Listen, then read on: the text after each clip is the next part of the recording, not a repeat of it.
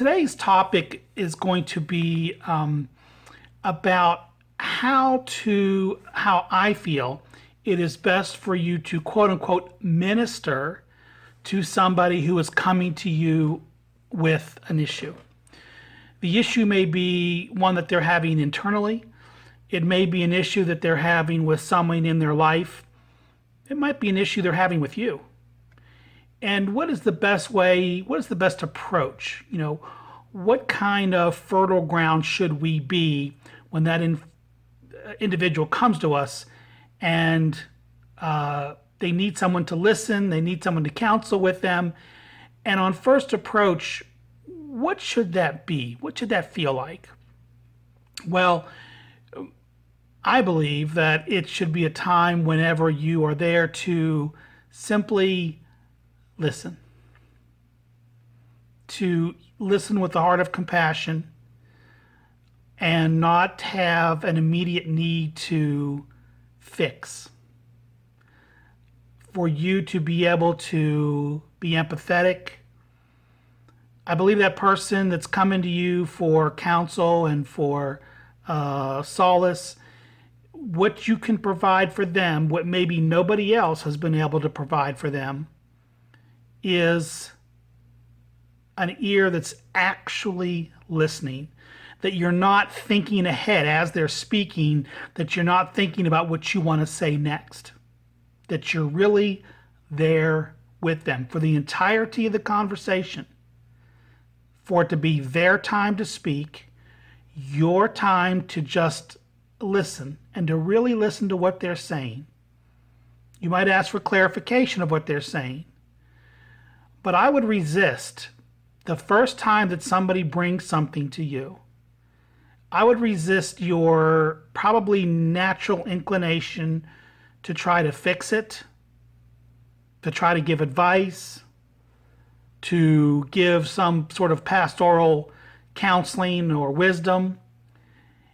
I believe that the way you open the channel with that individual for future ministry is that in the first encounter, simply listen with compassion.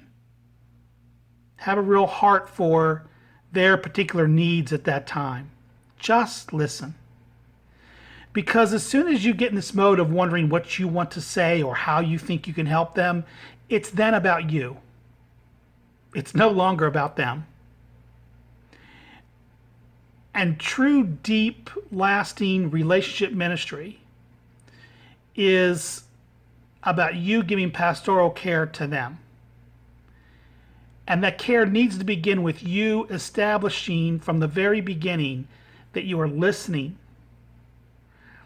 and trusting that as you listen to those words, the Lord may put some things on your heart to say later, but resist being the one to drive the conversation.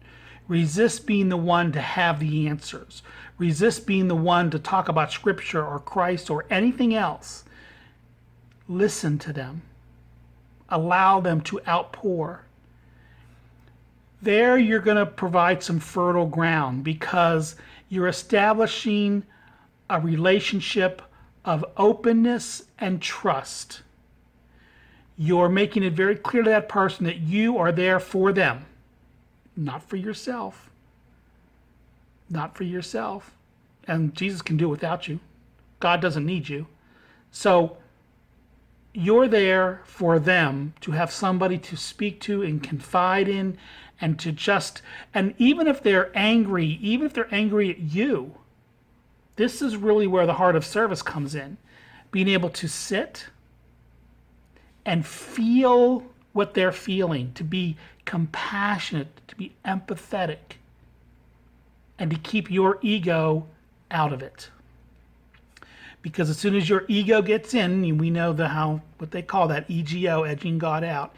As soon as your ego gets into deciding what this person should do, what this person should think, how this person should feel, then God's out the window. There's no more compassion. It's all about ego and you trying to fix the situation. So that's my message for this week, is that when someone comes to you, be there for them. listen, feel, allow. So that at the end of that conversation, you haven't fixed their problem, but you've made it very clear that your heart is where their heart is and that you're available. And I believe when you establish relationships like that, you are truly building a ministry that will grow and make a difference in people's lives. So this is Reverend Lance from Street Bishops, and I hope you'll get something out of this few moments we've just had. And I wish you all again a fantastic 2016, and I'll see you again soon.